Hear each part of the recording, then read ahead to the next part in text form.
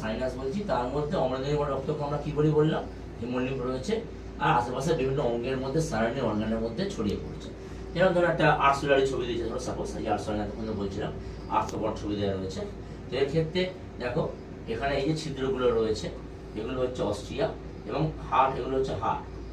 13খানা হার্টের চেম্বার আছে, এই যে 1 2 3 4 5 6 7 8 9 13খানা চেম্বার আছে। এবার এখানে আমি একটা জিনিস বলবো, প্রশ্ন আসে আমাদের পরীক্ষায়, সেটা হচ্ছে আরশোলার মধ্যে হার্ট চেম্বার কটা আছে? মনে রাখতে হবে 13খানা। 13খানা আমার রয়েছে গিয়ে হার্ট চেম্বার। এটা খুব ইম্পর্টেন্ট প্রশ্ন, সমস্ত পরীক্ষায়, কম্পিটিটিভ পরীক্ষায় এসছে, এসএসসি তো এসছে, হবে দিয়ে এসছে। আরশোলার হার্ট চেম্বার আমাদের 13খানা। তো আরশোলার হার্ট চেম্বারের মধ্যেও কিন্তু আবার ছিদ্র আছে, কিন্তু দেখো শিরাধমনী নেই। তো সেই জন্য একে কি বলছে, মুক্ত রক্ত সংবহন তন্ত্র।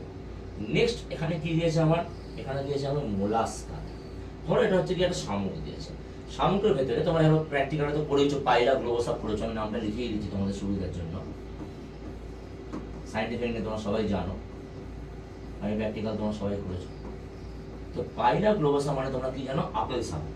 অর্থাৎ যেগুলো পুকুরের ধারে সবুজ রঙের এত বড় বড় শামুক পাওয়া যায়, যেগুলোকে ফাটিয়ে ফাটিয়ে কাটতে হয়, কেটে তারপর বার করতে হয়।